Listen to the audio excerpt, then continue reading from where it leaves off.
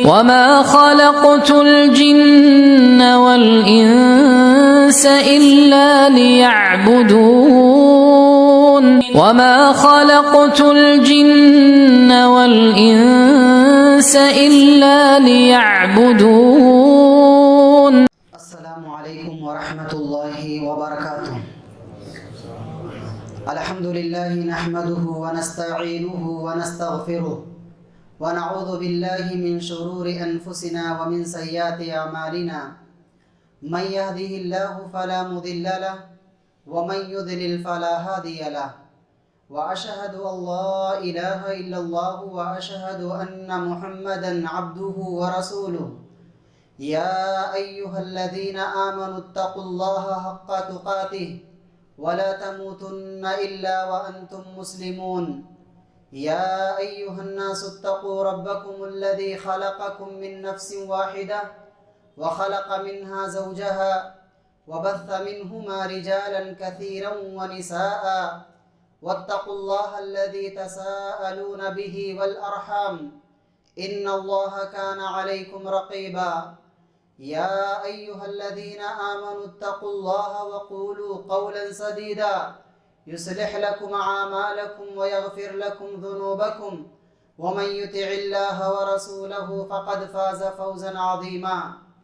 أما بعد فإن خير الحديث كتاب الله وخير الهدى هدى محمد صلى الله عليه وسلم وشر الأمور محدثاتها وكل محدثة بدعة وكل بدعة ضلالة وكل ضلالة في النار.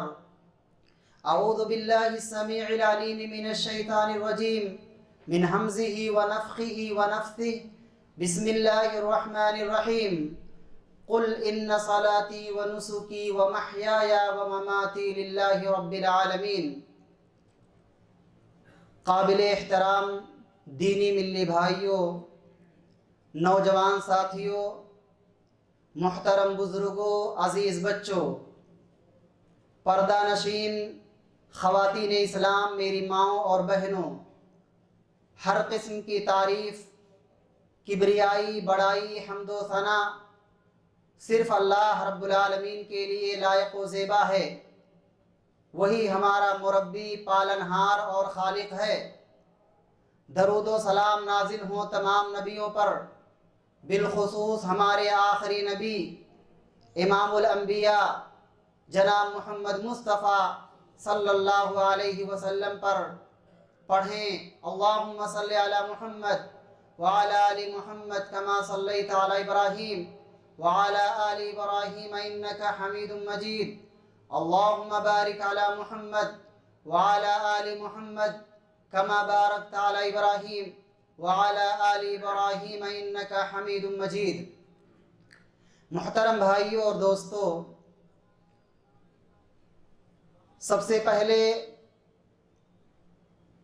مبارکباد پیش کرتا ہوں آپ تمام احباب کو اور ذمہ داران کو، جن کی کاوشوں اور محنتوں سے آج کا یہ پروگرام مسجد اہل حدیث کاشی میرا میں منعقد ہو رہا ہے.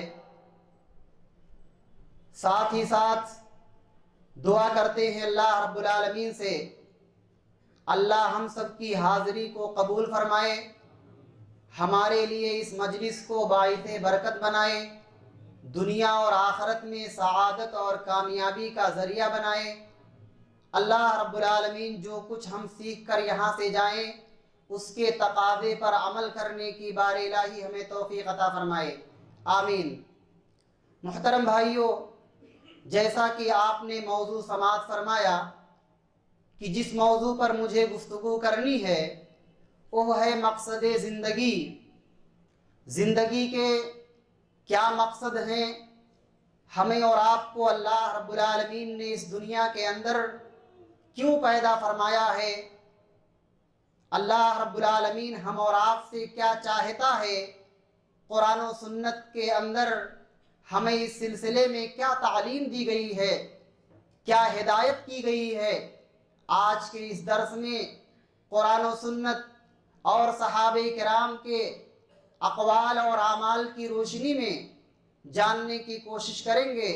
دعا ہے اللہ رب العالمین سے اللہ ہمیں حق بات کہنے، سب سے پہلے مجھ کہنے والے کو اس پر عمل کرنے، بعدہ آپ تمام سامعین اور خواتین اسلام کو اس پر عمل کرنے کی توفیق عطا فرمائے، آمین۔ محترم بھائیوں، انسان کی زندگی بے مقصد نہیں ہے۔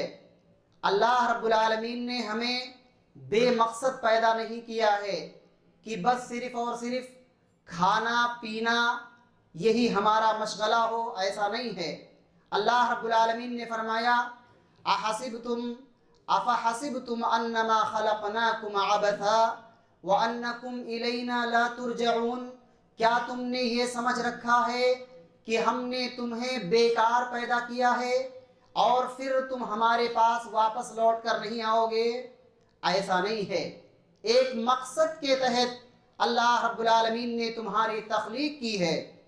ایک مسلمان کی زندگی بے مقصد نہیں ہو سکتی، لیکن ہاں کافر ہو، مشرک ہو، ایسے آدمی کی زندگی بے مقصد ہو سکتی ہے، کیونکہ اس کا کوئی رب نہیں ہوتا، وہ آخرت پر ایمان نہیں رکھتا، اس کا اللہ رب العالمین پر ایمان اور عقیدہ نہیں ہوتا ہے۔ لیکن ایسا کافر، ایسا فاسق و فاجر، ایسا مشرک شخص بھی کل قیامت کے دن کہے گا اے کاش ربما یود الذین کفروا لو کانوا مسلمین۔ یہ کفار، یہ مشرکین بھی کل قیامت کے دن اللہ سے کہیں گے اے کاش ہم بھی دنیا کے اندر اسلام جیسے عظیم دھرم اور مذہب کو ہم نے قبول کر لیا ہوتا اور ہم بھی مسلمان ہوتے۔ تو مسلمانوں کی زندگی بے مقصد نہیں ہے اور بے مقصد نہیں ہونی چاہیے۔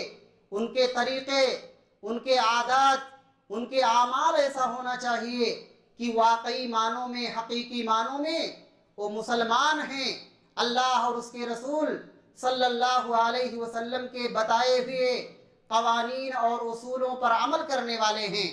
یاد رکھیں میرے بھائیوں، اس روئے زمین پر ہم مشاہدہ کرتے ہیں اللہ رب العالمین کی بے شمار مخلوقات ہیں لا تعداد مخلوقات، ان گنت مخلوقات جنہیں ہم شمار نہیں کر سکتے ہیں، لیکن ان مخلوقات میں اللہ نے انس و جن کی تخلیق ایک عظیم مقصد کے لیے کیا ہے۔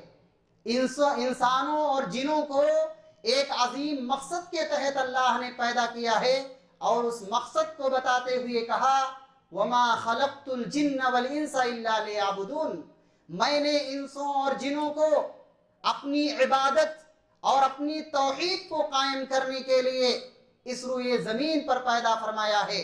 یہ مقصد تخلیق ہے جس کی وضاحت اللہ رب العالمین نے کیا، بلکہ سورۃ الانعام کے اندر محمد الرسول اللہ صلی اللہ علیہ وسلم کے ذریعہ سے باقاعدہ اعلان کروایا اللہ نے، کہا قل ان صلاتی و نسکی و محیای و مماتی للہ رب العالمین۔ اے محمد الرسول اللہ صلی اللہ علیہ وسلم، آپ اعلان کر دیجئے کہ اس روئے زمین پر تمہیں کیوں بھیجا گیا ہے، کس مقصد کے تحت اللہ رب العالمین نے تمہیں اس دنیا کے اندر پیدا کیا ہے۔ اس کائنات میں بسنے والے انسانوں کو بتلا دیجئے کہ میری نماز، میری قربانی، میرا جینا، میرا مرنا، سب کچھ یہ اللہ رب العالمین کے لیے ہے، جو اکیلا ہے، اس کا کوئی ساجی نہیں، اس کا کوئی شریک نہیں ہے۔ یہی مقصد حیات ہے، یہی مقصد زندگی ہے۔ اس لیے ہمیں چاہیے کہ ہم زندگی کے ہر لمحہ ہم تلاش کریں کہ کون سا موقع ملے اللہ رب العالمین کی محبت مل جائے۔ ہر لمحہ، ہر سیکنڈ، منٹ ہماری یہ جستجو ہونی چاہیے، ہماری یہ کوشش اور تڑپ ہونی چاہیے کہ اللہ رب العالمین کی محبت کیسے ملے گی، اللہ کی رضا کیسے ملے گی، اللہ کی خوشنودی کیسے ملے گی۔ یہی اس دنیا کے اندر انسانوں کو پیدا کرنے کا ایک عظیم مقصد ہے۔ اللہ رب العالمین نے محمد رسول اللہ صلی اللہ علیہ وسلم کے ذریعے سے صبح و شام کے اذکار میں ہمیں مقصد زندگی کی یاد دہانی کرائی ہے۔ ہم صبح میں کیا پڑھتے ہیں دعا अल्लाहुम्मा बिका अस्बहना व बिका अमसैना व बिका नहया व बिका नमूतु व इलैका नुशूर। शाम में क्या पढ़ते हैं? अल्लाहुम्मा बिका अमसैना व बिका अस्बहना व बिका नहया व बिका नमूतु व इलैकल मसीर। इस ये जो जिक्र है, इन जिक्र के मानी और मफहूम पर जब हम गौर करें तो हमें पता चलेगा कि सुबह शाम अल्लाह हमें मकसद जिंदगी की याद दहानी कराता है कि ऐ लोगों होशियार हो जाओ, ख्वाबे गफलत में पड़े हुए हो, बेदार रहो। सुबह के वक्त भी, शाम के वक्त भी, जिंदगी के हर हर लम्हा अल्लाह हमें इसी बात की तालीम देता है। अल्लाह के नबी सल्लल्लाहु अलैहि वसल्लम ने जो जिक्र हमें पढ़ने को बताया है उसका माना है, ऐ अल्लाह सुबह तेरे नाम से करता हूँ, शाम तेरे नाम से करता हूँ, तेरे नाम पर जीता हूँ, तेरे नाम पर मरता हूँ। व इलैकन नुशूर व इलैकल मसीर। अल्लाह जिस तरह एक नई सुबह हम बेदार होते हैं, सो करके उठते हैं, इसी तरीके से कल क़यामत के दिन मरने के बाद अल्लाह जिंदगी का पूरा हिसाब व किताब तेरे बारगाह में पेश करना होगा। ये एहसास दिलाया जाता है, ये याद दहानी कराई जाती है कि ऐ ख्वाबे गफलत में पड़े हुए मुसलमानों, बेदार हो जाओ, मालिक हकीकी को पहचान लो। यही वजह है मेरे भाइयों कि जब हमारी जिंदगी का मकसद इबादत है, हमारी जिंदगी का मकसद इबादत है, नमाज, रोज़ा, हज, ज़कात सिर्फ इसी पर महदूद नहीं है। हम इबादत का मतलब सिर्फ ये ना समझें कि बस सिर्फ नमाज है, सिर्फ रोज़ा, सिर्फ ज़कात और हज इन्हीं की अदायगी कर ली जाए, बस हम इसी के लिए पैदा किए गए नहीं। हाँ, नमाज इबादत है, ज़कात इबादत है, रोज़ा इबादत है, लेकिन इसके साथ साथ इबादत का मफहूम ये है कि हमारी पूरी जिंदगी अल्लाह और उसके रसूल सल्लल्लाहु अलैहि वसल्लम के बताए हुए तरीकों के मुताबिक गुजरे, ये असल इबादत है। मतलब ये है, हम शादी करते हैं, हमारे पास फैमिली है, बच्चे हैं, उनके हुकूक की अदायगी की जाए। हम तिजारत करते हैं, तिजारत में अमानतदारी का पासो लिहाज रखा जाए, कारोबार किया जाए, पड़ोसियों के हुकूक, माँ बाप के हुकूक, रिश्तेदारों के हुकूक, उन तमाम चीजों की अदायगी भी हो। और इन्हीं चीजों का नाम क्या है? इबादत है। ये तमाम चीजें इस बुनियाद पर जब हमारा तसव्वुर और हमारा पुख्ता इरादा यही होगा कि हम हर वक्त अल्लाह और उसके रसूल सल्लल्लाहु अलैहि वसल्लम के बताए हुए तरीके पर चलेंगे, तो हमारा उठना भी इबादत, हमारा सोना भी इबादत, हमारा खाना पीना भी इबादत, हर चीज हमारी और आपकी इबादत होगी। और यही चीज मतलूब व मकसूद है। इसी बुनियाद पर सही मुस्लिम की रिवायत है, प्यारे नबी सल्लल्लाहु अलैहि वसल्लम फरमाते हैं, दीनारुन अनफक्तहु फी सबीलिल्लाह व दीनारुन अनफक्तहु फी रक़बह व दीनारुन तसद्दक़ बिही अला मिस्कीन व दीनारुन अनफक्तहु अला अहलिक अअज़मुहा अजरन अल्लज़ी अनफक्तहु अला अहलिक। कहा, एक दीनार जिसे आप अल्लाह की राह में खर्च करें, एक दीनार जिसे आप किसी को गुलामी से नजात दिलाने के लिए खर्च करें, एक दीनार जिसे आप किसी मिस्कीन पर सदका करें, और एक दीनार जिसे आप अपनी फैमिली, अपने बच्चों पर खर्च करें, उनमें सबसे ज्यादा अजर व सवाब का बाइस वो दीनार है जो आप अपने अहलो अयाल और बच्चों के दरमियान सर्व कर रहे हैं। तो यह चीज भी सदका है, यह भी इबादत है। हम माल हलाल तरीके से कमाएं और हलाल ही में हम उसे खर्च करें, ये सारी चीज भी इबादत है। याद रखें, अब्दुल्ला बिन अमर बिन आस रज़ियल्लाहु ताला अन्हु जलीलुल क़द्र सहाबी, बहुत ही आबिद व जाहिद इबादत गुजार थे, खूब इबादत करते थे। दिन में रोजा रखते, रात में क़ियामुल लैल तहज्जुद की नमाज पढ़ते थे। दिन में रोजा, रात में क़ियामुल लैल। बीवी के लिए कोई वक्त इनके पास नहीं मिलता था, ये वक्त नहीं दे पाते थे अपनी फैमिली को। जब इस बात की खबर नबी सल्लल्लाहु अलैहि वसल्लम को हुई तो आप सल्लल्लाहु अलैहि वसल्लम ने अब्दुल्ला بن عمر بن عاص رضی اللہ تعالیٰ عنہ کو بلایا اور کہا کہ میں نے ایسا سنا ہے کہ تم دن میں روزے رکھتے، رات میں قیام کرتے ہو، تمہارے پاس اپنی فیملی کے لیے کوئی وقت نہیں ہے؟ کہا ہاں اللہ کے نبی صلی اللہ علیہ وسلم، معاملہ ایسا ہی ہے۔ تو آپ نے کیا فرمایا؟ کہا اے عبداللہ فَإِنَّ لِجَسَدِكَ عَلَيْكَ حَقًّا وَإِنَّ لِعَيْنِكَ عَلَيْكَ حَقًّا وَإِنَّ لِزَوْجِكَ عَلَيْكَ حَقًّا وَإِنَّ لِزَوْرِكَ عَلَيْكَ حَقًّا۔ اے عبداللہ یاد رکھو، تم پر تمہارے جسم کا بھی حق ہے، تم پر تمہاری بیوی کا بھی حق ہے، تم پر تمہاری آنکھوں کا بھی حق ہے، تم پر تمہارے مہمانوں کا بھی حق ہے، ہر ایک کو تم ان کا حق دو۔ یہ عبادت ہے، یہی تخلیق کا مقصد ہے، صرف اور صرف نماز ہی نہیں، صرف اور صرف روزہ ہی نہیں، بلکہ حقوق اللہ کے ساتھ ساتھ حقوق العباد کی ادائیگی، اور تمام چیزوں میں اللہ اور اس کے رسول صلی اللہ علیہ وسلم کے بتائے ہوئے طریقے کے مطابق عمل کرنا، یہی مقصد زندگی ہے اور یہی مطلوب ہے۔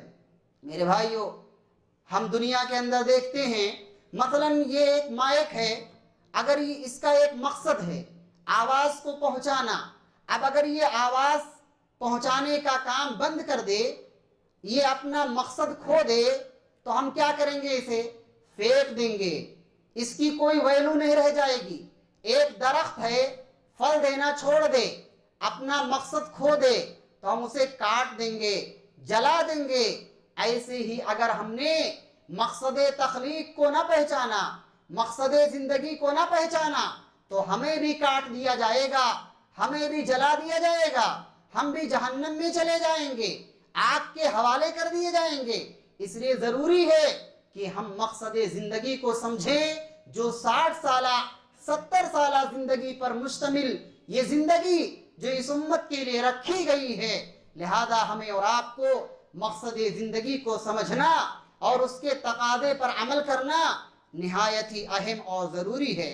یہی وجہ ہے کہ اللہ نے جب ہمیں اور آپ کو ایک خاص مقصد کے لیے پیدا کیا ہے، تو آپ دیکھیں دوسری مخلوقات کے مقابلے میں انسانوں کو عقل دی گئی ہے، فکر سلیم، عقل سلیم دی گئی، سمجھنے بوجھنے کی صلاحیت دی گئی ہے۔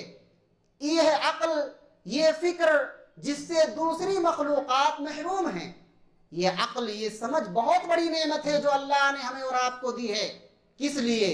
تاکہ ہم حلال و حرام کے درمیان تمیز کر سکیں، دوست اور دشمن کے درمیان تمیز کر سکیں، حق اور باطل کے درمیان تمیز کر سکیں، ہدایت اور ضلالت کے درمیان فرق پیدا کر سکیں، اور اس کے تقاضے پر عمل کر سکیں۔ یہ اصل مقصد ہے، اپنے مالک حقیقی کو پہچان سکیں۔ اب اگر ایک آدمی عقل ہونے کے باوجود، فکر سلیم ہونے کے باوجود، اگر وہ مالک حقیقی کو نہ پہچان سکے، اپنے رب کو نہ پہچان سکے، تو شریعت کہتی ہے یہ لوگ جنہیں ہم نے اشرف المخلوقات بنایا، کہ اس روئے زمین پر سب سے اچھا بنایا، خیر امت قرار دیا، کہ یہ سب سے بہترین اور افضل لوگ ہیں، عقل دی، لیکن جب وہ اس مقصد سے ہٹ جائیں اور اس عقل کا صحیح استعمال نہ کریں، تو ایسے لوگوں کو شریعت نے جانور قرار دیا ہے۔ کہا جنہیں ہم نے اشرف المخلوقات بنایا، اگر اس نے اس کا صحیح استعمال نہ کیا اپنے عقل کا، فکر کا، تو یہ اس روئے زمین پر سب سے گئی گزری مخلوق ہے، جانور ہیں ایسے لوگ۔ کہا پھر ایسے لوگ جو بے مقصد زندگی گزارتے ہیں، جن کا کوئی ہدف نہیں ہوتا، کوئی ٹارگٹ نہیں ہوتا، بس صبح ہوتی ہے، شام ہوتی ہے، عمر یوں ہی تمام ہوتی ہے۔ اگر یہی ٹارگٹ ہے تو شریعت اسلامیہ اس بات کا حکم دیتی ہے ایسے لوگوں کے بارے میں، لَهُمْ قُلُوبٌ لَا يَفْقَهُونَ بِهَا وَلَهُمْ أَعْيُنٌ لَا يُبْصِرُونَ بِهَا وَلَهُمْ آذَانٌ لَا يَسْمَعُونَ بِهَا أُولَئِكَ كَالْأَنْعَامِ بَلْ هُمْ أَضَلُّ۔ کہا یہ لوگ جن کے پاس دل ہے لیکن سمجھتے نہیں، آنکھیں دی ہے اللہ نے لیکن بصارت اور بصیرت سے کام نہیں لیتے، کان ہے لیکن سنتے نہیں ان سے فائدہ نہیں اٹھاتے. سوچنے سمجھنے کی جو بھی صلاحیت ہے سب ان کے اندر موجود ہے, اس کے باوجود مقصد زندگی کو نہیں سمجھتے. اولئک کالانعام, یہ جانور ہیں, بلکہ جانوروں سے بھی گئے گزرے اور بدتر ہیں.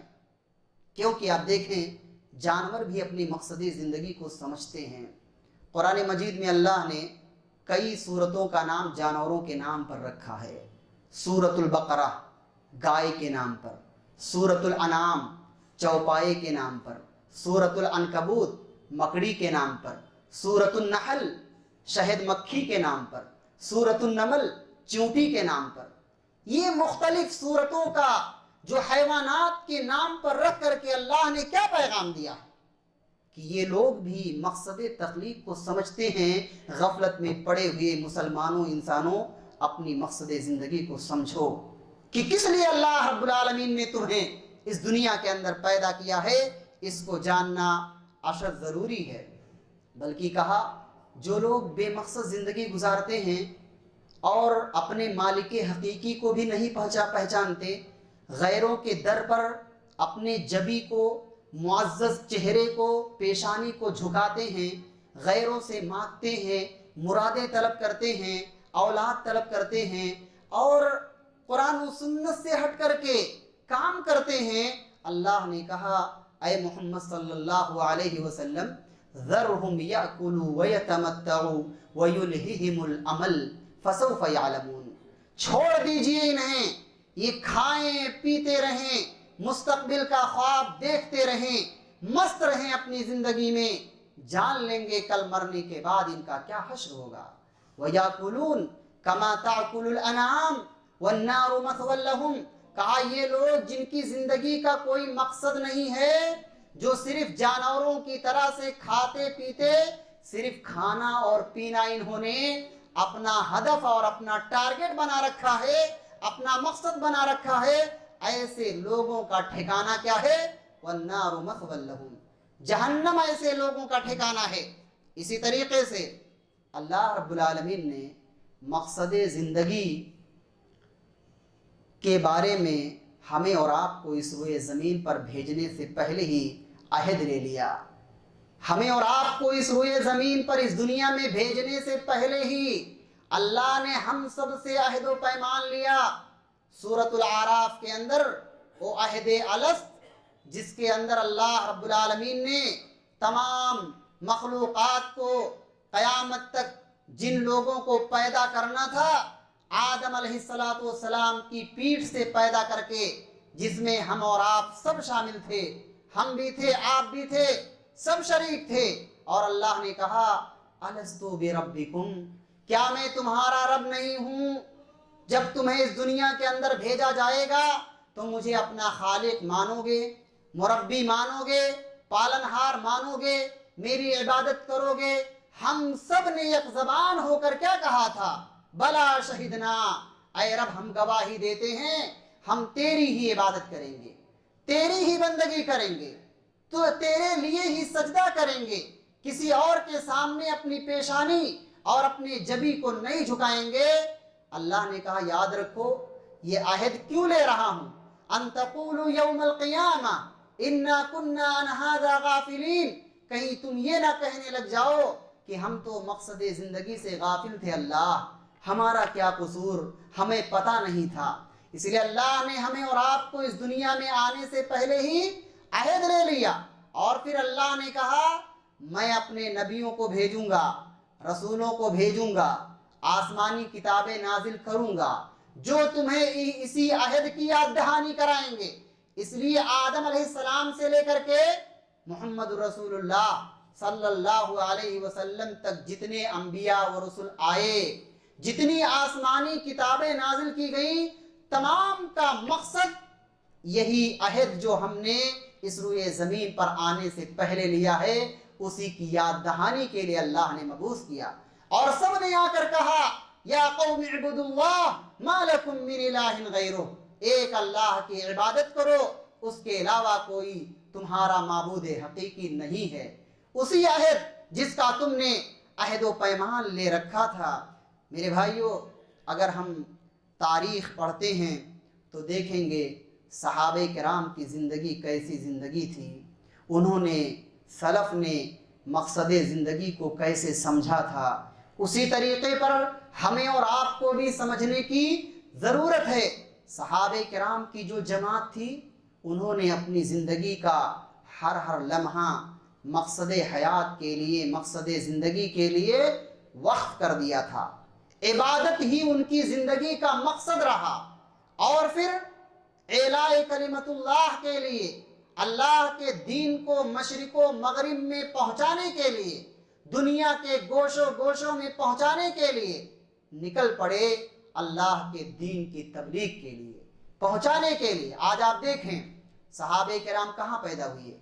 مکہ میں، مدینہ میں، حجاز میں، ان جگہوں پر صحابہ کرام پیدا ہوئے۔ آج ان کی قبریں ہمیں اور آپ کو دوسرے مشرق و مغرب کے علاقوں میں ملتی ہیں۔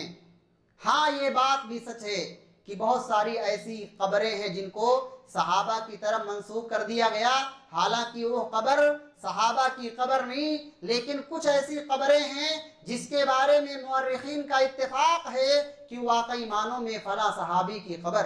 جیسے وہ مثال لے لیں، ہجرت کر کے جب آپ صلی اللہ علیہ وسلم مدینہ آئے تو سب سے پہلے کن کے یہاں ٹھہرے؟ ابو ایوب انصاری رضی اللہ تعالیٰ عنہ، یہی میزبان نبی صلی اللہ علیہ وسلم کے میزبان، آپ صلی اللہ علیہ وسلم انہی کے یہاں مہمان بنے۔ آج ان کی قبر کہاں ہے؟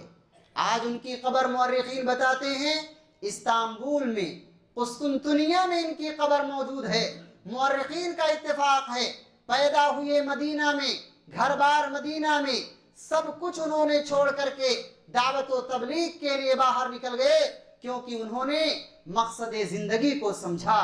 مقصد زندگی کو سمجھ کر کے دین کی تبلیغ کے لیے مشرق و مغرب کا دورہ کیا، اپنے گھر بار کو چھوڑا، وطن کو چھوڑا، کاروبار چھوڑا، تجارت چھوڑی، بیوی بچوں کو چھوڑا، یہ سب کچھ چھوڑ کر کے مقصد زندگی کی خاطر یہ قدم انہوں نے بڑھایا ہے۔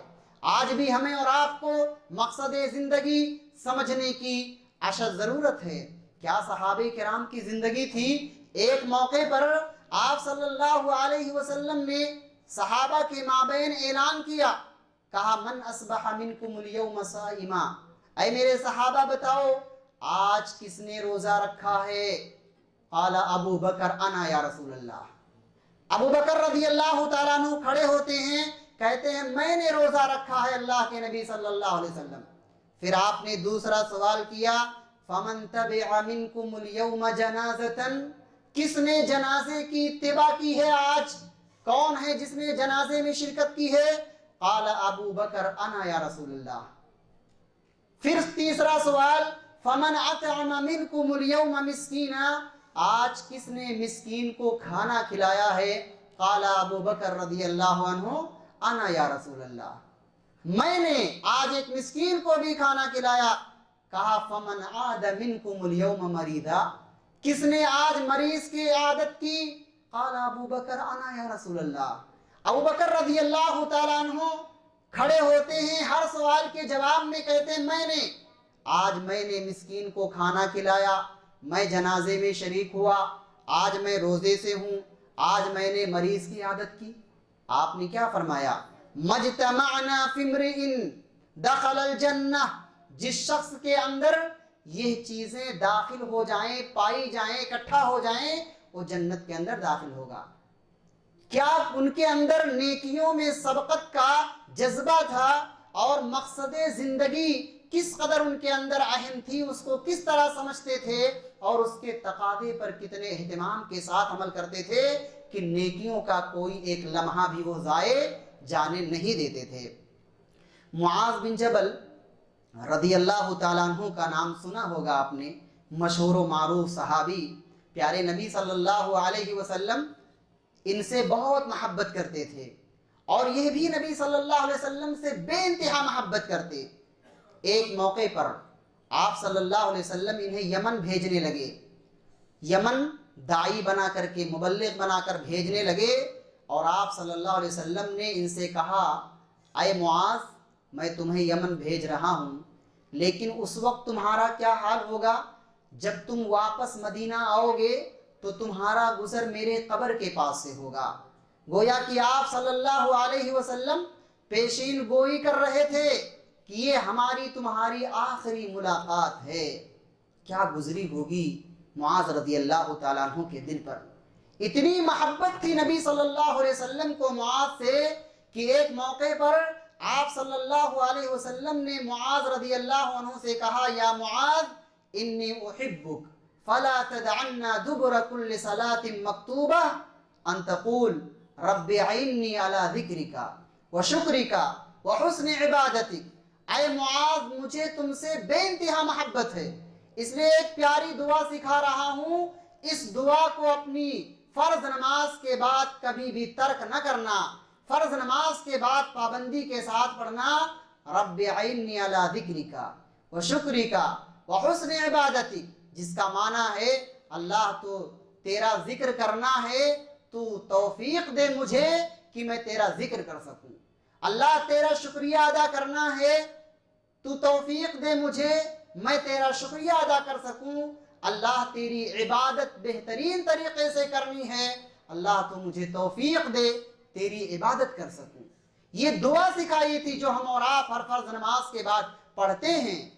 معاذ رضی اللہ تعالیٰ عنہ سے جب آپ صلی اللہ علیہ وسلم نے کہا کہ یہ میری تمہاری آخری ملاقات ہے، دل دہلا دینے والی بات تھی۔ دل پر کیا گزری ہوگی وہ معاذ رضی اللہ تعالیٰ عنہ سے ہی معلوم ہوگا، وہی سمجھتے ہوں گے۔ لیکن یمن جانے کے لیے تیار ہو گئے، یہ خبر سننے کے بعد بھی کہ یہ آخری ملاقات ہے، پھر بھی یمن جانے کو تیار ہو گئے۔ اگر معاذ رضی اللہ عنہ کو صرف نبی سے جو شخصی اور شخصیت کی محبت ہونی چاہیے، اگر صرف یہی مد نظر ہوتی تو کہتے اللہ کے نبی جب تک آپ کی زندگی ہے آپ کے قدموں میں رہوں گا، کہیں نہیں جاؤں گا، آپ کے پاس ہی رہوں گا، اور انکار کر دیتے۔ لیکن مقصد زندگی ان کے نظر میں تھی۔ انہوں نے کہا کہ اللہ کے نبی صلی اللہ علیہ وسلم کو جس مقصد کے لیے اللہ نے اس دنیا کے اندر مبعوث کیا ہے، داعی بنا کر اللہ نے بھیجا ہے، مبلغ بنا کر بھیجا ہے، دین کی تبلیغ کے لیے بھیجا ہے، آج محمد رسول اللہ صلی اللہ علیہ وسلم اسی مقصد کے لیے مجھے یمن بھیج رہے ہیں، مجھے داعی بنا کر بھیج رہے ہیں، مبلغ بنا کر بھیج رہے ہیں، اور اسی مقصد کے لیے تو اللہ کے نبی صلی اللہ علیہ وسلم کو مبعوث کیا گیا۔ چنانچہ مقصد سامنے تھا، اس بنیاد پر یمن جانے کو تیار ہو گئے۔ میرے بھائیوں، صحابہ کرام ایسی ان کی زندگی گزری ہے کہ ہر لمحہ، ہر قدم، ہر وقت ان کی نظر صرف اور صرف مقصد پر ہوا کرتی تھی۔ مقصد سے کبھی بھی کوئی سمجھوتا نہیں کرتے تھے۔ ہر قدم جو مقصد، جس مقصد کے لیے اللہ رب العالمین نے انہیں پیدا کیا، اس راہ میں کوئی بھی رکاوٹیں اگر آتی تھی تو اس سے نکلنے کی تن من دھن کی بازی لگا دیا کرتے تھے۔ لیکن آج بڑے ہی افسوس کے ساتھ یہ بات کہنی پڑتی ہے کہ آج ہم میں سے بے شمار مسلمانوں کے آنکھوں پر پردے پڑے ہوئے ہیں، وہ مقصد زندگی سے غافل ہیں، بے مقصد کی زندگی گزار رہے ہیں۔ بس کھانا پینا، دوستوں کی محفلوں میں، بس چائے کے اڈے پر بیٹھ کر کے اور وقت کا ضیاع کرنا، یہی مقصد بنایا ہے لوگوں نے۔ اللہ رب العالمین نے کہا وَإِن تُطِعْ أَكْثَرَ مَنْ فِي الْأَرْضِ يُضِلُّوكَ عَنْ سَبِيلِ اللَّهِ، اگر آپ اکثریت کی اتباع کریں گے تو آپ گمراہ ہو جائیں گے، اس لیے کہ اہل حق کی تعداد قَلِيلًا مَا تَذَكَّرُونَ قَلِيلًا مَا تَشْكُرُونَ، کم ہی لوگ ہیں جو اللہ کا ذکر کرتے ہیں، کم ہی لوگ ہیں جو اللہ کا شکریہ ادا کرتے ہیں۔ اس لیے اکثریت کے پیچھے مت بھاگو، قرآن و سنت کی تعلیم کیا ہے اس سلسلے کو اپنا مطمع نظر بناؤ۔ آج ہمارے جو نوجوان ہیں ان کی زندگی کیسی ہے، سماج اور معاشرے پر ہم اور آپ نظر ڈالیں، ہمارا نوجوان آج کیا کر رہا ہے؟ بے مقصد زندگی گزار رہا ہے، اپنے مقصد کو بھولا ہوا ہے۔ اگر آج کا یہ نوجوان اپنے مقصد زندگی کو سمجھتا اور پہچانتا تو رات میں 2 بجے 3 بجے تک موبائل کا استعمال نہیں کرتا، فلمیں نہیں دیکھتا، گانے نہیں سنتا، ٹک ٹاک پر ناچتا اور ڈانس نہیں کرتا۔ اگر اسے مقصد زندگی کا علم ہوتا، وہ مقصد زندگی جانتا تو اپنے وقت کو بیڑی سگریٹ پان گٹکے میں کھا کر کے اپنی زندگی کو برباد نہ کرتا، وہ شرابی نہیں ہوتا، وہ نشہ نہ کرتا۔ یہ ساری چیزیں آج ہمارے نوجوانوں کے اندر پائی جاتی ہیں۔ آج اگر ہمارا نوجوان مقصد زندگی کو سمجھتا تو حی علی الصلاح حی علی الفلاح کی آواز پر مسجد کے اندر جماعت کے ساتھ نماز کی پابندی اس کا مشغلہ ہوتا۔ آج ہمارا نوجوان اگر مقصد زندگی کو جانتا تو الصلاۃ خیر من النوم کے بعد اپنے بستر کو ترک کر دیتا اور اپنی نیند کی قربانی دیتا، اپنی خواہشات کی قربانی دے کر کے مسجد کے اندر آ کر کے جماعت کے ساتھ نماز کی ادائیگی کرتا اور برکتوں کے حصول کا، رحمتوں کے حصول کا ذریعہ اور سبب بنتا۔ لیکن آج ہمارا نوجوان ان مقصد سے غافل ہے۔ آج ہمارے نوجوانوں کو ان اصحاب الکہف کی طرح سے ہونے کی ضرورت ہے کہ اللہ رب العالمین نے چند ایسے نوجوان تھے جو ظالم بادشاہ کی زندگی میں تھے، اس کے حکومت میں تھے، لیکن برملا توحید کا جب انہوں نے اعلان کیا اس ظالم بادشاہ کے دور میں، اللہ رب العالمین کو ان کی ادا اس قدر پسند آئی کہ ایک سورت کا نام ہی سورت الکہف رکھ دیا اور اس میں ان نوجوانوں کا تذکرہ فرمایا۔ آج ایسے نوجوانوں کی ضرورت ہے جو مقصد زندگی کو سمجھ کر کے توحید کی نشر و اشاعت کے لیے آگے بڑھیں۔ آج اسی چیز کی ضرورت ہے۔ ابراہیم علیہ السلام کون تھے؟ نوجوانی کے عالم میں ہی انہوں نے بتوں کو پاش پاش کیا، توڑ کر کے رکھ دیا۔ قرآن نے انہیں فتن سے تعبیر کیا ہے، وہ ایک نوجوان ہی تھے۔ اور واقعی میں جو نوجوان ہوتا ہے اس کے اندر جو طاقت ہوتی ہے، قوت ہوتی ہے، دوسرے لوگوں کے اندر وہ نہیں پائی جاتی۔ اس لیے اگر کسی قوم کی ترقی میں اگر کسی کا کوئی ہاتھ ہوتا ہے تو انہی نوجوانوں کا ہوتا ہے۔ جس قوم کے نوجوان برباد ہو گئے، وہ بیکار اور خراب ہو گئے، یاد رکھیں وہ قوم کبھی بھی ترقی نہیں کر سکتی۔ آج ہمارے نوجوانوں کو عمر رضی اللہ تعالیٰ عنہ کی سیرت اور ان کے اخلاق کو اپنے اندر پیدا کرنے کی ضرورت ہے اور آگے بڑھنے کی ضرورت ہے۔ آپ صلی اللہ علیہ وسلم نے جب دین اسلام کی نشر و اشاعت کے لیے آگے بڑھے تو پھر اس دین کی ترقی کے لیے خون جگر سے سینچنے والے وہ نوجوان صحابہ تھے۔ عثمان رضی اللہ عنہ، علی رضی اللہ عنہ، مصعب بن عمیر رضی اللہ عنہ، یہ سب صحابہ جنہوں نے اپنے خون جگر سے اس اسلام کے پودے کو سینچا ہے، اس کی ترقی دی ہے، اس کی نشر و اشاعت کی ہے، مشرق و مغرب تک اسے پھیلایا ہے۔ لیکن آج کا ہمارا نوجوان بیکار ہے، بے مقصد ہے، وہ مقصد زندگی سے غافل ہے۔ ایسے نوجوانوں کو ہوش میں آنا چاہیے اور اپنا مقصد پہچاننا چاہیے۔ اسی طریقے سے ہم دیکھیں ہماری مائیں اور بہنیں، وہ بچیاں، نوجوان بچیاں آج اپنے وقت کو کس طرح سے ضائع کر رہی ہیں، قیمتی لمحات کو ٹک ٹاک پر ڈانس کرتے ہوئے نظر آتی ہیں، فلمیں اور سیریل دیکھنے میں مصروف ہیں، اپنے قیمتی لمحات کو ضائع کیے ہوئے ہیں۔ نہ قرآن مجید کی تلاوت کی فکر ہے، نہ قرآن مجید کی تفسیر کی فکر ہے، نہ آخرت سے لو لگانے کی فکر ہے، نہ اللہ کے توحید کو پہچاننے، ارکان ایمان اور ارکان اسلام کیا ہے اسے جاننے کی بھی ان کے اندر فرصت نہیں ہے۔ جبکہ ان خواتین اسلام کو شریعت اسلامیہ نے جو مقام دیا ہے وہ دنیا کے کسی دھرم اور کسی مذہب نے نہیں دیا۔ ایک سورت النساء کے نام پر اللہ نے مستقل ان عورتوں کی عظمت کے پیش نظر رکھا ہے۔ سورت النساء عورتوں کے نام سے ہے، جس کے اندر اللہ رب العالمین نے ان عورتوں کو ان کا حق دیا ہے، ان کو ان کا میراث دیا ہے، مرنے والے کے طریقے میں سے ان کو ان کا حق دیا ہے۔ یہ سارا مقام شریعت اسلامیہ نے ان عورتوں کو دیا ہے۔ آج اگر یہ عورت اپنے مقصد زندگی کو سمجھتی تو بے پردگی کا اہتمام نہ کرتی، بے پردہ اور شرم و حیا سے آگے بڑھ کر کے قرآن و سنت سے ہٹ کر کے ایسا اعمال انجام نہ دیتی۔ اگر اس کی زندگی مقصد پر ہوتی، کوئی ہدف اور ٹارگٹ ہوتا۔ شریعت اسلامیہ کہتی ہے ان عورتوں کے بارے میں خیر متاع الدنیا المرأة الصالحہ، سب سے بہترین عورت دنیا کی یہ نیک عورت ہے۔ اتنا بڑا مقام اور اعزاز شریعت اسلامیہ نے دیا ہے، لیکن آج ہماری ماؤں اور بہنوں نے اپنے اعزاز اور اپنے مقام کو کھو دیا۔ انہوں نے اپنے عظمت اور اپنے مرتبہ کو نہیں پہچانا۔ آج اگر وہ اپنے عظمت اور مرتبہ کو پہچانتی تو خدیجہ رضی اللہ تعالی عنہا، فاطمہ رضی اللہ تعالی عنہا، عائشہ رضی اللہ عنہا کا جیسا روپ اپناتی، ان کی سیرت پڑھ کر کے اپنی زندگی میں نافذ کرتی، مریم علیہ السلام جیسی پاک دامن بنتی، ہاجرہ علیہ السلام کی زندگی کو اپنی زندگی میں سمو کر کے اور اپنے اولاد کی بچوں کی تعلیم و تربیت کرتی، وہ ہاجرہ علیہ السلام بن جاتی۔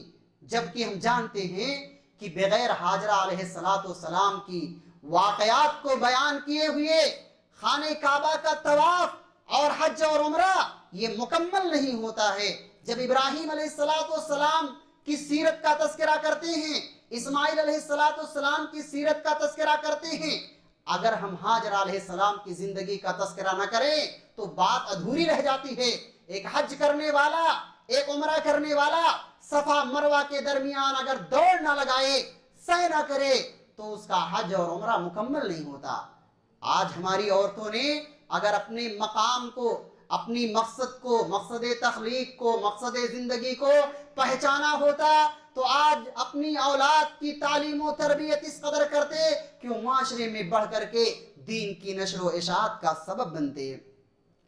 یہ نوجوانی اللہ کی بہت بڑی نعمت ہے۔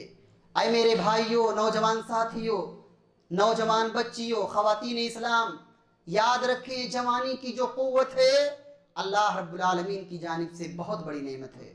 اسی لیے سنن ترمذی کی روایت ہے، لا تزول قدم ابن آدم یوم القیامہ من عند ربہ حتی یسأل عن خمس، عن عمرہ فیما افناہ، وعن شبابہ فیما ابلاہ، ومالہ من این اکتسبہ، وفیما انفقہ، وماذا عمل فیما علم۔ کہا 5 چیزوں کا جواب جب تک ابن آدم نہیں دے دے گا اس کا قدم اللہ کے پاس سے ہٹ نہیں سکتا۔ پوری زندگی کا عن عمرہ فیما افناہ، اپنی عمر کو تم نے کہاں گزاری ہے، کہاں فنا کیا، ہر لمحے کا حساب و کتاب دینا ہوگا۔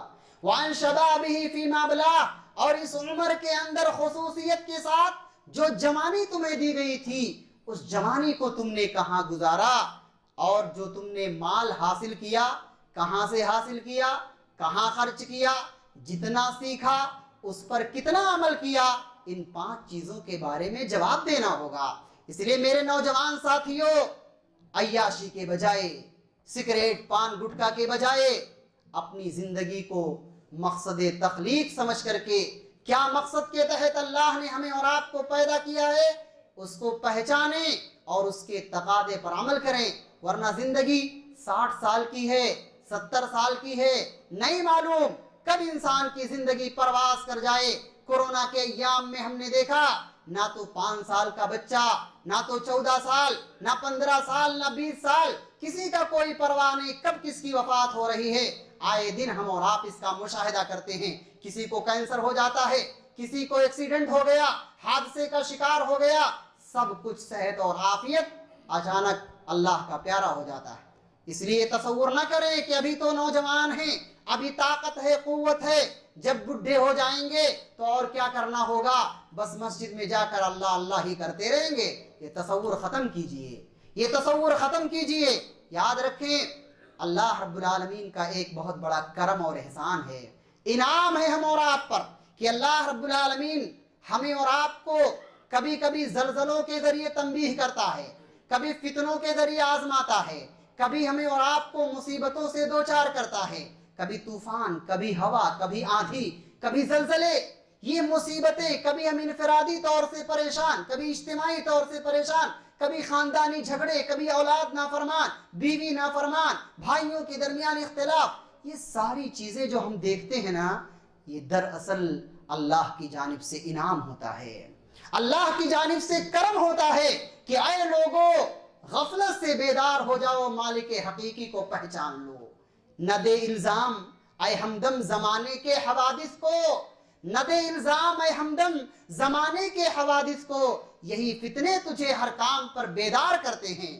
یہ جو آزمائشیں آتی ہیں امتحانات آتے ہیں، یہ ہمیں اور آپ کو بیدار کر رہے ہیں۔ خواب غفلت میں پڑے ہوئے انسان بیدار ہو جا اور اپنے مالک حقیقی کو پہچان لے۔ یہ اللہ رب العالمین کا بہت بڑا انعام اور کرم ہے۔ اسی لیے اللہ نے قرآن مجید میں کہا اولا یرون انہم یفتنون فی کل عام مرۃ او مرتین، کیا یہ لوگ سمجھتے نہیں کہ یہ سال میں ایک مرتبہ 2 مرتبہ ضرور آزمائے جاتے ہیں؟ تو یہ جو آزمائشیں آتی ہیں، یہ حادثات آتے ہیں، ہمیں اور آپ کو بیدار کرنے کے لیے آتے ہیں۔ اور ہم غور کرتے ہیں سال میں انفرادی مسئلہ ہو یا اجتماعی مسئلہ ہو یا قومی مسئلہ ہو، کہیں نہ کہیں جا کر کے انسان مصیبتوں سے مشکلات سے دوچار ہوتا ہی ہے، اور یہ جب دوچار ہوتا ہے تب جا کر کے مالک حقیقی کی طرف رجوع کرتا ہے۔ اگر یہ مصیبت نہ آئے تو بہت سے ایسے افراد ہوں گے جو اپنے رب کو یاد نہ کریں گے، اپنے رب کے سامنے سجدہ نہیں کریں گے۔ تو یہ اللہ کا بہت بڑا کرم ہے کہ اللہ ہمیں اور آپ کو بیدار کر رہا ہے کہ اپنی زندگی کی فکر کرو اور جو زندگی دی ہے اسے غنیمت سمجھو۔ میرے بھائیو، جو لوگ بے مقصد زندگی گزارتے ہیں اور جو بامقصد زندگی گزارتے ہیں، دونوں کے تصورات میں، نظریات میں زمین و آسمان کا فرق ہوتا ہے۔ ہم اور آپ کیا سمجھتے ہیں کامیابی کو؟ جو بے مقصد سمجھتے ہیں وہ کامیابی کا تصور ان کے یہاں کیا ہے؟ وہ سمجھتا ہے کہ میں تاجر بن گیا کامیاب ہو گیا، میں بزنس مین بن گیا میں کامیاب ہو گیا، مجھے عہدہ اور منصب مل گیا کامیاب ہو گیا، پارلیمنٹ کی رکنیت مل گئی کامیاب ہو گیا، مسجد مدرسے کا صدر اور سیکریٹری بن گیا کامیاب ہو گیا، بگلا بنا لیا، بلڈنگیں بنا لیا، خوب پیسے ہیں، اولاد کھا رہے ہیں پی رہے ہیں، سمجھ گیا ہم کامیاب ہو گیا، سمجھتا انسان کہ میں کامیاب ہو گیا۔ یہ سب کامیابی نہیں ہے۔ کامیابی کیا ہے اصل؟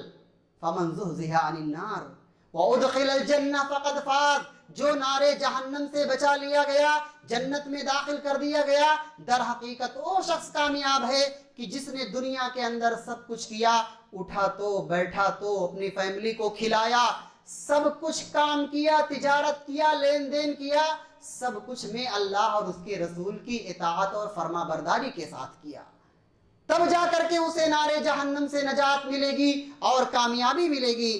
اسی لیے اور مومن کا کیا تصور ہوتا ہے؟ مومن جو کامیابی کو جو مقصد زندگی سمجھتے ہیں اور اس کے مطابق زندگی گزارتے ہیں، وہ لوگ کیا سمجھتے ہیں اس مقصد کو؟ شاعر کہتا ہے میری زندگی کا مقصد تیرے دین کی سرفرازی۔ یہ ایک مومن کا نظریہ ہوتا ہے جو مقصد زندگی کو سمجھتا ہے اور اس کے مطابق زندگی گزارتا ہے۔ اس کا نظریہ کیا ہوتا ہے؟ میری زندگی کا مقصد تیرے دین کی سرفرازی، میں اسی لیے مسلمان، میں اسی لیے نمازی۔ یہ تصور ہوتا ہے جو کامیاب شخص ہوتا ہے۔ کہا ایک مومن جو مقصد زندگی کو سمجھتا ہے اس کا نظریہ کیا ہوتا ہے؟ کن فی الدنیا کانک غریب او عابر سبیل، رہو دنیا کے اندر ایک غریب کی طرح، ایک مسافر کی طرح، کہ جس طرح سے ایک سایہ آپ کو ملے ایک درخت کا، اور تھوڑی دیر کے لیے ایک مسافر آرام کرتا ہے اپنی حاجت اور ضرورت کو پوری کر کے پھر اس درخت کو چھوڑ دیتا ہے۔ یہ دنیا ایک سرائے ہے، یہ مسافر خانہ ہے، اسے دارالاقامہ نہ سمجھیں، ہمیشہ کی زندگی سے نہ سمجھیں۔ اسی لیے عبداللہ ابن عمر رضی اللہ عنہما کہا کرتے تھے اذا امسیت فلا تنتظر الصباح واذا اصبحت فلا تنتظر المساء وخذ من صحتك لمرضك ومن حياتك لموتك، کہ جب صبح کرو تو شام کا انتظار نہ کرو، شام کرو تو صبح کا انتظار نہ کرو، اور جو صحت دی گئی ہے بیماری کے آنے سے پہلے اسے غنیمت سمجھو، اور مرنے سے پہلے پوری زندگی کو غنیمت سمجھو۔ کیا پتا کب حادثہ ہو جائے، کب زندگی کی رمق ختم ہو جائے، روح قبض کر لی جائے، کچھ پتا نہیں۔ اس لیے ہر لمحہ جو زبان سے نکلے وہ حق نکلے، سچ نکلے۔ ہمیں اور آپ کو اسی بات کی تعلیم دی گئی۔ یاد رکھیں ہم اور آپ عقل مند کسے سمجھتے ہیں؟ عقل مند اور ہوشیار اسے سمجھتے ہیں جو بے مقصد زندگی گزارتے ہیں۔ ان کا تصور کیسا ہوتا ہے کہ وہ عقل مند اسے سمجھتے ہیں کہ بس دنیا کی پراپرٹی جائیداد حاصل کر لیا، دنیاوی معلومات خوب آ گیا، ہم سمجھتے ہیں عقل مند شخص یہی ہے۔ شریعت کہتی ہے ان فی خلق السماوات والارض واختلاف اللیل والنہار لآیات لأولی الالباب، الذين يذكرون الله قياما وقعودا وعلى جنوبهم ويتفكرون في خلق السماوات والأرض ربنا ما خلقت هذا باطلا سبحانك فقنا عذاب النار. کہا جو کامیابی کو سمجھتا ہے، مقصد زندگی کو سمجھتا ہے، وہ آسمان و زمین کی تخلیق میں، رات و دن کے گردش میں، رات کا آنا دن کا جانا، اور کبھی رات لمبی ہونا دن کا بڑا ہونا، یہ ساری چیزوں کے اندر غور کرتا ہے. الذین یذکرون اللہ قیاما وقعودا، اور ان چیزوں کے اندر غور وہی لوگ کرتے ہیں جو عقل مند ہوتے ہیں. اور عقل مند کون ہوتے ہیں؟ جو اٹھتے ہیں تو اللہ کا ذکر، بیٹھتے ہیں تو اللہ کا ذکر، سوتے ہیں پہلوؤں کے بل ہوتے ہیں تو بھی اللہ کا ذکر.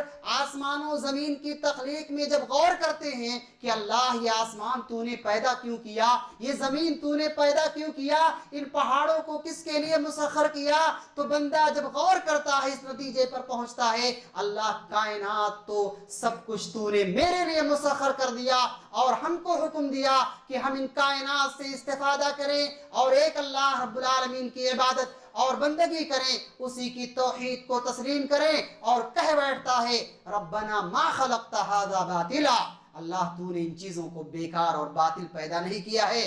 اللہ ہمیں نار جہنم سے بچا لے. میرے بھائیوں، آخری کچھ چند باتیں اور کہنا چاہوں گا کہ ہمارے اور آپ کے سامنے جنت بھی ہے، جہنم بھی ہے، یا تو جنت یا تو جہنم. اب اگر جنت چاہیے تو جنت حاصل کرنے کے لیے نفس کی قربانی دینی ہوگی، نیت کی قربانی دینی ہوگی، مال کی قربانی دینی ہوگی، ہر چیز کی قربانی. اور جنت کے اندر جو نعمتیں اللہ نے رکھی ہے ان نعمتوں کو حاصل کرنے کے لیے دنیا کے اندر اس کی قیمت ادا کرنی ہوگی. دنیا کے اندر جب اس کی قیمت ادا کریں گے تب جا کر کے جنت ہمیں اور آپ کو ملے گی. اور اس کی قیمت یہی ہے نماز کی ادائیگی، حقوق اللہ اور حقوق العباد کو پورا کرنا، اللہ اور اس کے رسول صلی اللہ علیہ وسلم کے بتائے ہوئے طریقے کے مطابق زندگی گزارنا. جنت اللہ نے انہی ضابطے اور اصول کے تحت رکھی ہے. اور آگے جہنم بھی ہے. اب اگر جہنم بھی ہے تو اللہ کے نبی صلی اللہ علیہ وسلم فرماتے ہیں ما رأیت مثل النار نام حاربها، کہ ایسا شخص جس کے سامنے جہنم ہو اسے نیند کیسے آتی ہے؟ ایسے آدمی کو نیند نہیں آنی چاہیے. الصلاۃ خیر من النوم کے بعد نرم بستر کو سرد موسم میں اسے اپنے بستر کو چھوڑ کر کے جماعت کے ساتھ مسجد میں اس کی پابندی کرنی چاہیے. ایسے شخص کو تعجب ہوتا ہے. اللہ کے نبی صلی اللہ علیہ وسلم نے تعجب کا اظہار کیا کہ جس کے سامنے جہنم منہ کھولا کھڑا ہے ایسے آدمی کو نیند کیسے آ رہی ہے؟ اسے سونا نہیں چاہیے.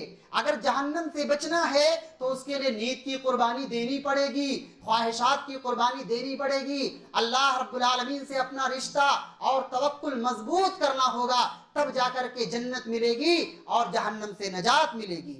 جو اللہ کے نیک بندے ہیں ان کی صفت اللہ نے کیا بتائی سورہ سجدہ میں؟ تتجافى جنوبهم عن المضاجع يدعون ربهم خوفا وطمعا، کہ یہ رات کے وقت میں اپنے بستروں سے ہٹ جاتے ہیں، انفرادی بھی عبادت کرتے ہیں، اجتماعی عبادت کے بعد وہ اپنے گھروں میں بستروں سے الگ ہو کر کے اور آخری پہر میں قیام اللیل کرتے ہیں. اس وقت جب اللہ رب العالمین آسمان دنیا پر آتا ہے اور کہتا ہے مانگ میرے بندے تیری مراد پوری کر دوں، تیرے گناہوں کو بخش دوں، اس وقت میرا یہ نیک بندہ مجھ سے سوال کرتا ہے. میرے بھائیوں، لوگ غفلت میں پڑے ہوئے ہیں، حالانکہ ہر لمحہ، ہر آنے والا سال انسان کو موت کے قریب کر رہا ہے. نئے سال کی آمد پر لوگ جشن مناتے ہیں. یہ جشن نہیں بلکہ اپنے محاسبے کا وقت ہونا چاہیے. اس کی زندگی کا ایک سال گھٹ گیا، ایک سیکنڈ گھٹ رہا ہے، منٹ گھٹ رہا ہے، گھنٹہ گھٹ رہا ہے، ایک دن ضائع ہو رہا ہے، وہ موت کے قریب ہو رہا ہے. اقترب للناس حسابهم وهم في غفلة معرضون، لوگوں کے حساب کا وقت قریب آ چکا ہے لیکن پھر بھی غفلت میں پڑا ہوا ہے. موت کا جب فرشتہ آئے گا، موت کا فرشتہ جب ایک کافر، منافق، فاسق و فاجر کے سرہانے کھڑا ہوگا اور اس کی روح کو قبض کرے گا تو اس وقت یہ آدمی منت و سماجت کرے گا اللہ دنیا کے اندر واپس کر دے، نیک عمل کر لوں. اس وقت وہ فرشتہ واپس جانے والا نہیں ہوگا. ایک ہی زندگی جو ملی ہے اسی کے اندر سب کچھ کر لیا جائے اور مرنے کے فوراً بعد قبر کا مرحلہ آتا ہے۔ اس لیے میرے بھائیوں، زمین کی پیٹھ پر اترانے والے کو، گھمنڈ کرنے والے کو، غرور کرنے والے کو سوچنا چاہیے کہ اسے زمین کے پیٹ میں صدیاں اور مدتیں گزارنی ہے۔ اللہ سے بغاوت جو کر رہا ہے زمین پر، اسے سوچنا چاہیے مدتیں اسے قبر میں رہنی ہے، اور پھر وہی قبر اس کے لیے یا تو جنت کا گہوارہ یا پھر جہنم کا گھڑا اور عذاب ثابت ہوگا۔ یہ چند باتیں تھیں مقصد حیات اور مقصد زندگی کے حوالے سے۔ دعا ہے اللہ رب العالمین سے اللہ ہمیں قرآن و سنت کے مطابق مقصد زندگی کو سمجھنے اور اس کے تقاضے پر عمل کرنے کی توفیق عطا فرما۔ اللہ ہم نے جو بھی باتیں سنی ہیں اللہ اس پر عمل کرنے کی توفیق عطا فرما۔ اللہ ہماری اس مجلس کو قبول فرما۔ اللہ ہمیں نیک بنائے، صالح بنائے، نمازی بنائے، قرآن و سنت کا داعی بنائے۔ ربنا آتنا فی الدنیا حسنہ وفی الآخرۃ حسنہ وقنا عذاب النار۔ ربنا تقبل منا انك انت السميع العليم وتب علينا انك انت التواب الرحيم وصلى الله على نبينا محمد صلى الله عليه وسلم۔ السلام علیکم ورحمۃ اللہ وبرکاتہ۔